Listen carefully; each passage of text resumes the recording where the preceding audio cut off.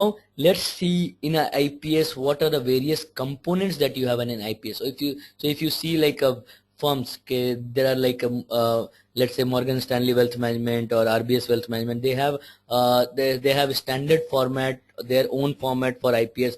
But ideally, all of these IPS, okay, should be like generally should be adhering to this format. So what you have is in the first you have an introduction. So in this introduction, you will say that who is the client. Okay, you will give some details about the client, his age, his what type of work he is doing. Okay, some type of history. Okay, maybe like you will mention whether what is his investment history, whether okay, he is has invested earlier. All those uh, basic information of the client would be mentioned over here. Okay, then you have to mention the statement of purpose, that is why the client wants to get into the investment, why they have come to you, and what is the purpose that client want to achieve, what are the goal that the client want to achieve through association with you. Okay, then next is you have to give the statement of duties and responsibilities of each party. That is, what is the duty of client, what is the duty of a portfolio manager or wealth manager, what is the responsibility of client, what is the responsibility of wealth manager.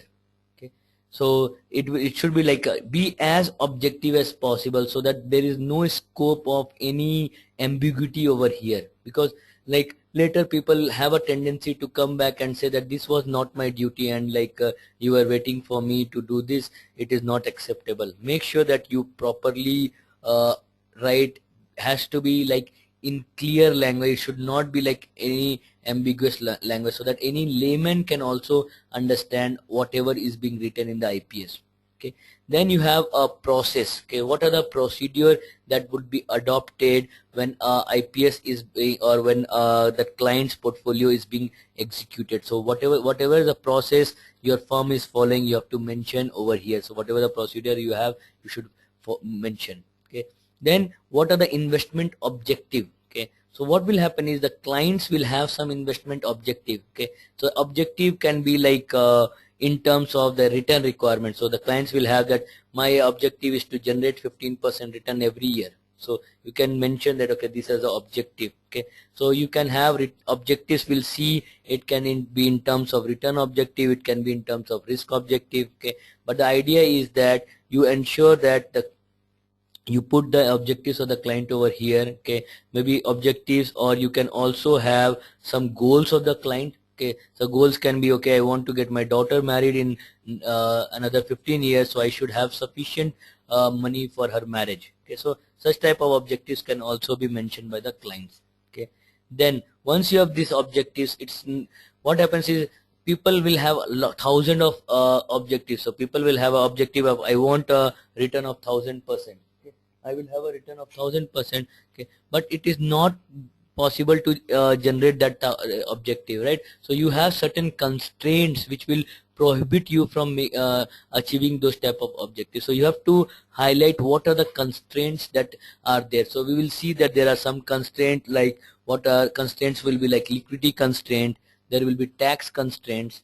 Okay, so there are some unique constraints. We'll see all of these in the subsequent learning outcome statements. So you have to mention what are the constraints. Okay, so these objectives and constraints you will be only able to get once you have got the discussion, once you have discussed with the client. Okay, so you probe the client, you ask questions, so that you have to become very clear on these objectives and constraints. So you have become very clear, okay, what is their requirement, what are their constraints, and then once you have the objective and constraint, you come up with a investment guideline, that is how or what are the guidelines, or what all securities or what are asset classes the investment will be done. Okay, you can say that client is very risk averse, he does not want to invest in risky securities. So you can say that no investment will be done in derivatives, no investment will be done in hedge fund, no investment will be done in small cap stock. So some guidelines you will come up, whatever these guidelines, it will be mentioned in this particular section.